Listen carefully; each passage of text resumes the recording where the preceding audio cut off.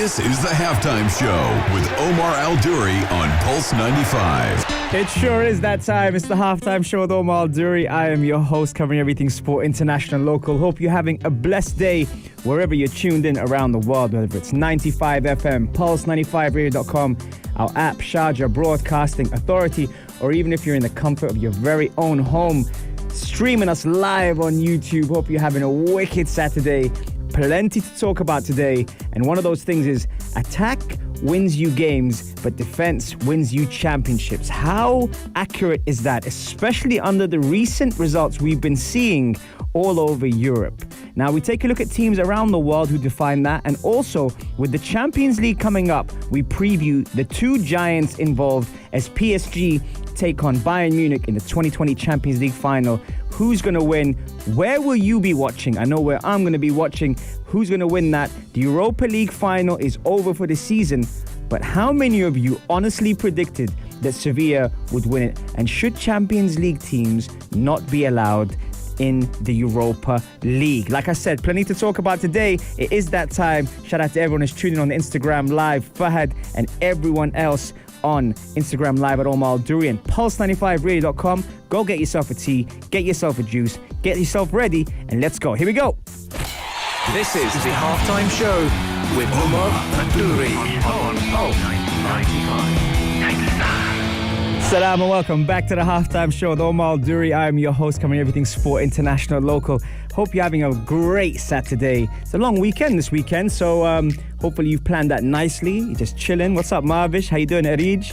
Lynn as well. Fatima Al-Duri. Of course, Fahad's in the building. Yassine is in the building as well. Everyone is tuning on Instagram Live. Thank you for keeping me company. I know you guys really want to hear about the Champions League, but before we get to the Champions League, there's something that, especially when it comes down to coaching, that I notice a lot. Attackers are kind of cool, you know. We always hear about the forward players. We always hear about the colourful, attractive style of play when it comes to forward thinking. But not many people talk about the defenders and the defense. And again, whether it's basketball, whether it's football, there's so many things that we kind of neglect when it comes down to defending, because they do say attack wins you matches, but defense wins you championships. And what I wanted to kind of pick your brain with on this segment is, who do you think the top 5 defenses are out there at the moment? 4215, Ittasalat or slide into the DMs at Omar Al-Duri or Pulse 95 Radio and let me know who are the top 5 defenses in Europe at the moment. You might be able to guess one or two, but one or two might surprise you. And the thing I think with that is, normally the hard work or the ugly side of the game is not often looked at as attractive. And I say that because there's a certain elegance of defending. When we think of the recent defenders, there's two extremes, if I say it. If I say Virgil van Dijk, you think elegance, doesn't really get shorts dirty. He's quite, he's very quick and he's very well at reading the game. And then I look at someone like, Ramos, and I think that's complete opposite. Someone who likes to get dirty, who likes to get involved, and yet, it never shies away from speculation, from controversy, and also, at the same time, from putting his body in the way. So you see how there's two different types. If I asked you now, who would be the top 5 defenses in Europe? Let me see if you can guess who they are at the moment. So let's say we'll start off with 5. Before yesterday, which we'll talk about later, Sevilla faced Inter Milan in the Europa League final.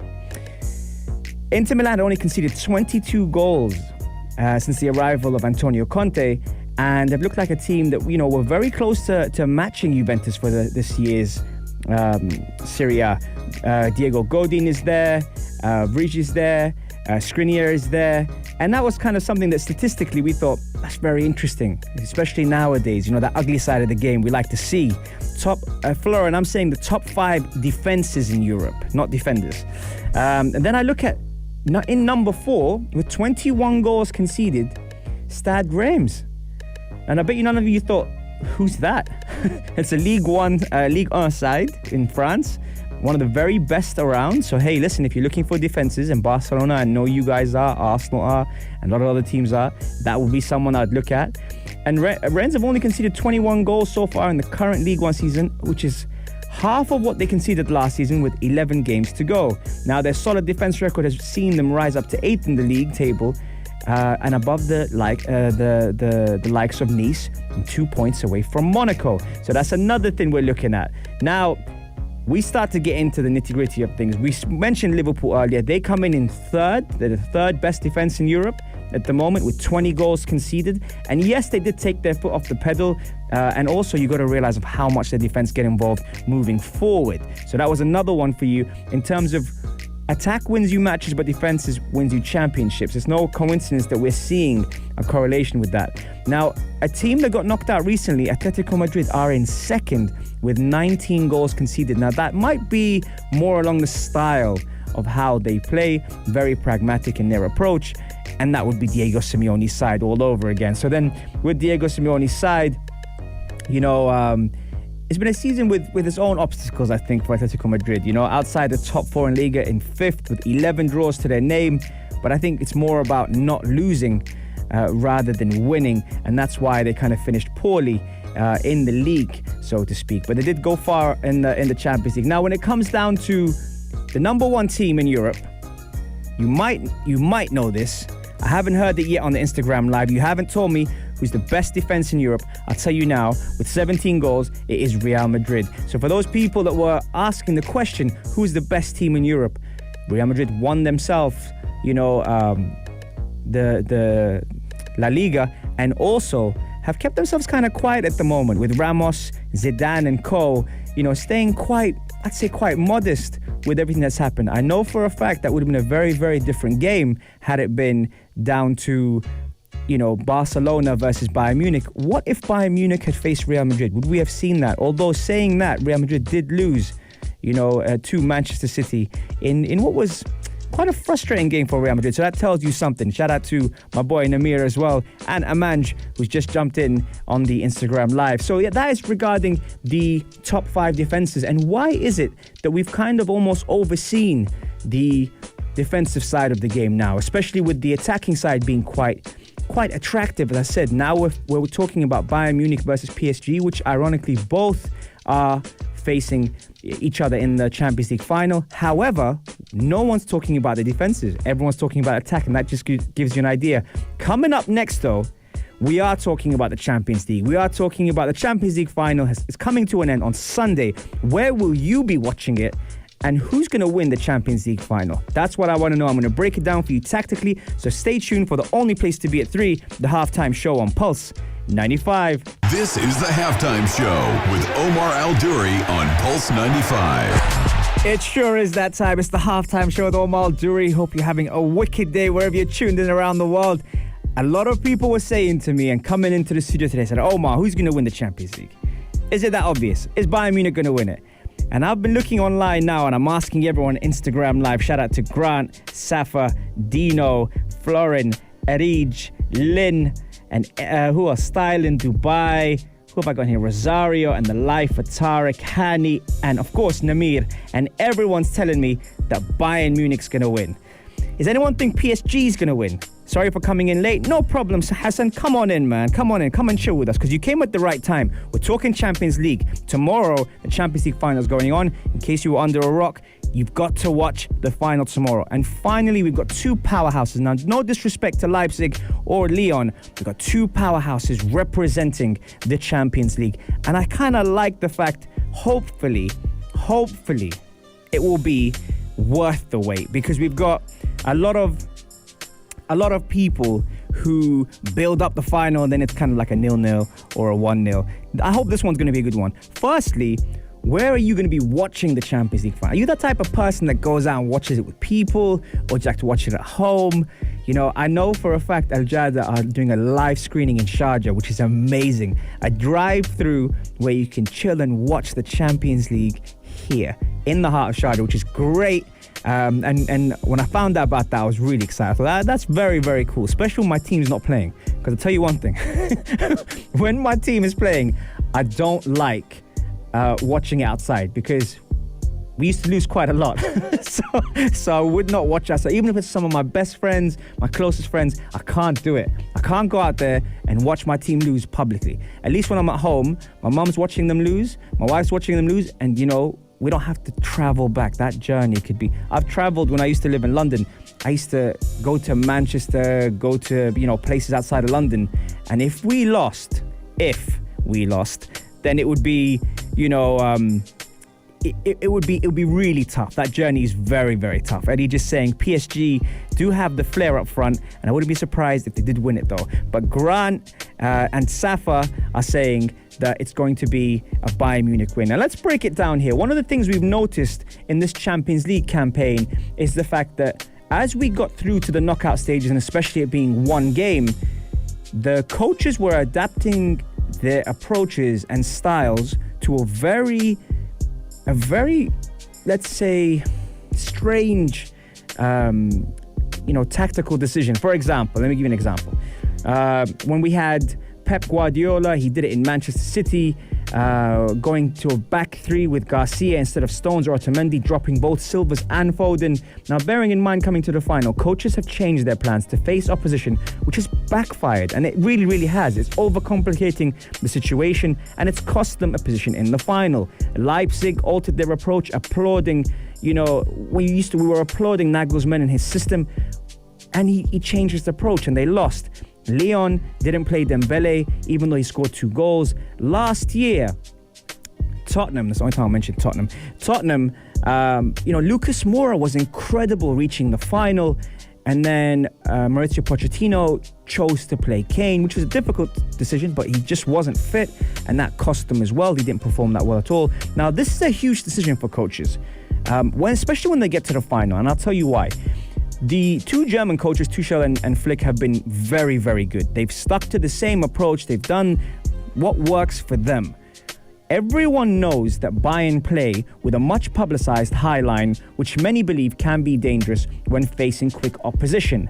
Now, the reason they do this is down to their trust in their sweeper keeper, Manuel Neuer, who's very good with his feet and has been for a very long time. Now, saying that, there's also the pace of Alphonso Davies and Alaba, who has been brought into the middle to accommodate the incredible development of Alphonso Davies on the left back role.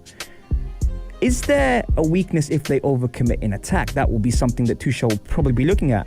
Now, with Tuchel's team, something that has worked in kind of benching Icardi for the trio of Mbappe, Neymar, and the resurgence of Di Maria has been very refreshing for PSG, especially moving forward. But that can't happen without the 3 midfielders in the middle. Now, what allows that is the 3 midfielders in the middle who are disciplined to be able to hold the position of the team and not overcommit. Has been Herrera, Marquinhos, and Paredes.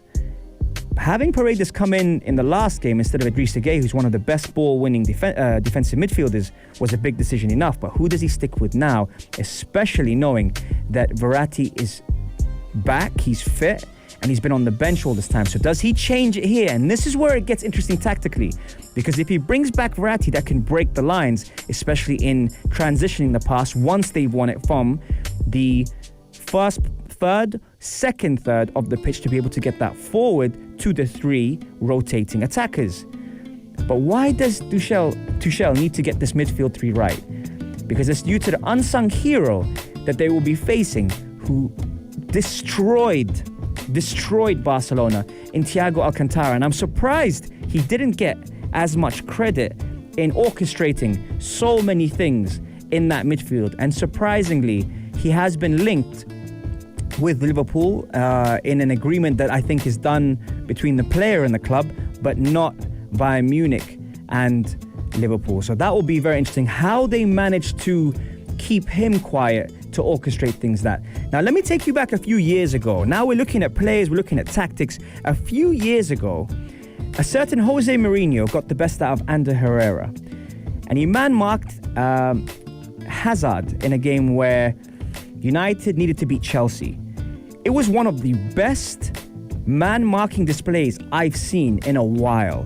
Now, Normally, especially now in the new system, zonal and man marking and the freedom of players, it's very hard to find a job where you say to one player, follow this player all around the pitch. But clearly Eden Hazard was dangerous enough for Mourinho to take the risk to get Herrera to follow him. I wonder whether he'll get Herrera to follow Thiago Alcantara, or even bring in Idrissa Gueye instead of Paredes and get him to do the work in a diversion where Herrera will have more time to press other players. See, there's a lot of things here which could be interesting, especially tactically, how the coaches approach it.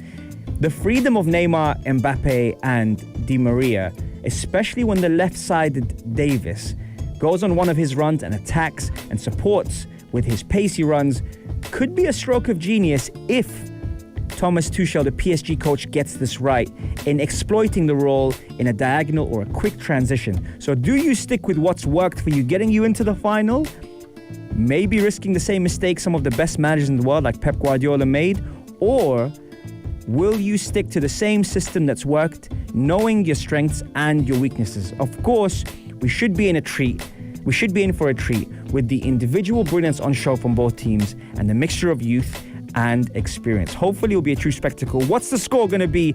4215 Itasalat or do, or slide into my DMs and let me know what's the score going to be in the Champions League final tomorrow on Sunday.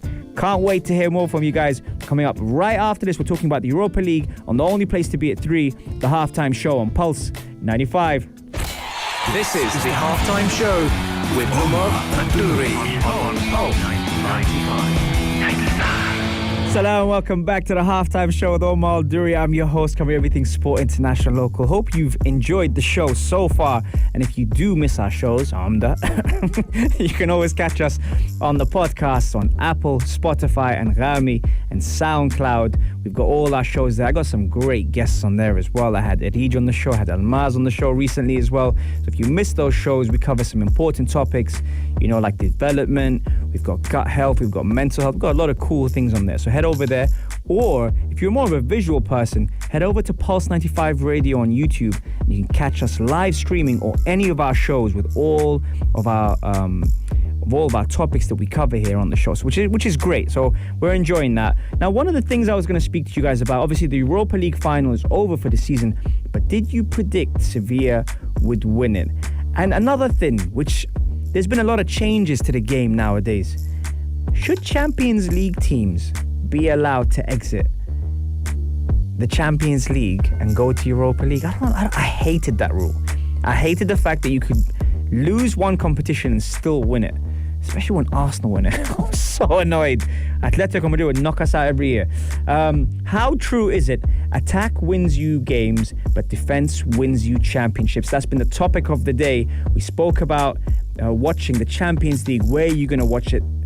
On Sunday, Al Jada live screening drive-through cinema will be covering the Champions League in Sharjah, which is incredible. So make sure you head down there, grab a bite to eat, and enjoy the game. That's going to be happening. Now, the Europa League happened yesterday.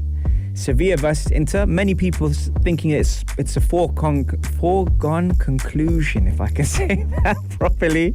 And it's very similar in the sense that when I asked earlier who's going to win, Bayern Munich or PSG, everyone was like, Bayern Munich going to win. Hey, listen, yesterday we thought Inter would win, especially when they took the lead early on. It could have been a red card, but it wasn't. Lukaku, gotta take my hat off to Lukaku. I won't now in the studio, but I gotta take my hat off to Lukaku, who has equaled the Brazilian Ronaldo's debut season with 34 goals in one debut season for Inter Milan, which is incredible. Now, by no stretch of the imagination am I comparing Lukaku to Ronaldo, but for someone that was, let's say, out of favour at Manchester United, to be able to get to the final, okay, he didn't win it, but to be able to get to the final and prove his doubters wrong, hats off to you, Lukaku, for that. Now, the result is quite disappointing. Sevilla winning 3-2, a great game, especially the first half, very, very much end-to-end, what you kind of want to see in a final, and almost setting up Sunday's final very, very nicely. I kind of empathize with the coach a little bit, not Conte, but Lopetegui, because he was sacked by Spain 2 days before the World Cup because of his ties with Real Madrid. And that's why I never understand how politics can get involved in sport, especially when it comes down to decisions like this. So he got sacked by the Spain national team 2 days before the World Cup started, after getting them ready and preparing them, and the players, really liked him as well. And then 4 months at Real Madrid, he gets sacked there, which again is never an easy place to coach. That's why the admiration for Zidane in handling and managing the characters is full of credit to not just the player but also the coach and the man manager that Zidane is. And then he leads Sevilla to their 6th Europa League title in his first season.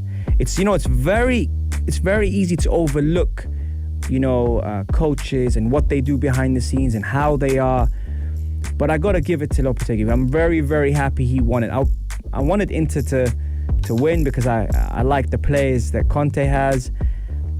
But Sevilla yesterday, especially with, the history and the tradition that they've had in that competition, I got to take my hats off to them. And I got to take my hats off to the coach. And that is why, if it doesn't work for you in one place or it doesn't work for you in an organization or a company, it doesn't mean you can't shine somewhere else. And I'm very, very happy he managed to get himself that title. And what next for Sevilla? You never know. They will be in the Champions League next year.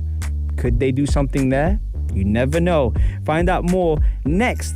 We're going to take your questions and answers on the only place to be at 3, the Halftime Show on Pulse 95. This is the Halftime Show with Omar Al-Duri on Pulse 95. Salam, welcome back to the Halftime Show with Omar Al-Duri. I'm your host, covering everything sport, international, local. Hope you're having a great Saturday and a good weekend as well. And shout out to David, Safa, Murad, who's just joined in, Flo, and everyone else who's been on the Instagram live at Omar Al-Duri and Pulse 95 Radio showing us love.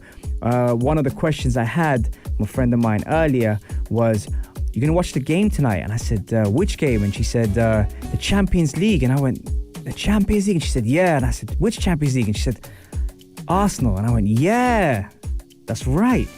People are forgetting that Arsenal ladies are in the Champions League and they are facing, PSG tonight. So, hey, listen, Arsenal ladies represent all the way. The Arsenal women's team, by the way, is solid. Maybe not as solid as the Lyon women's team, who's probably won the most Champions Leagues, but they're very solid. And they have a competition tonight in facing PSG. And I hope Arsenal win. The Arsenal ladies, shout out to everyone from the Arsenal ladies there who hopefully are, connected to us here in Sharjah. Caitlin Ford says Arsenal players know they have to win the Women's Champions League in order to qualify for the tournament next season. Now, it's different in the women's football because if you don't finish in the top 2, you're not in the Champions League. And whilst in England, with the men's, you've got 4 places. With the women's, you've got 2. And this year, Chelsea and Manchester City took those 2 slots. So by Arsenal maintaining this run and hopefully winning it, they will qualify for the Champions League. So that tells you everything that they need to do to get into the next stage. The Arsenal women are in Spain at the moment, just similar like to how the Champions League has been in Portugal.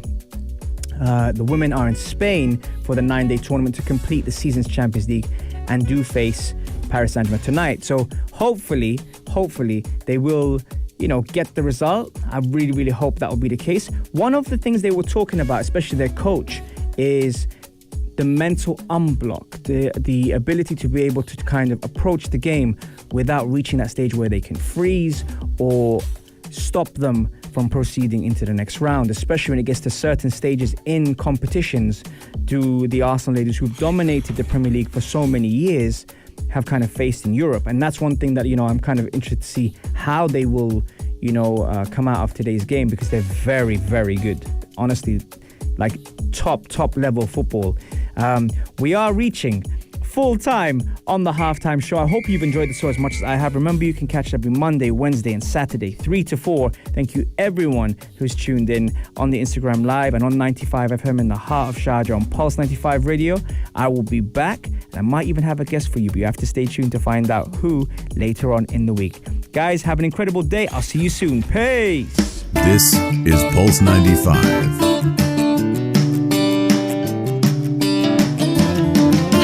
Sharjah.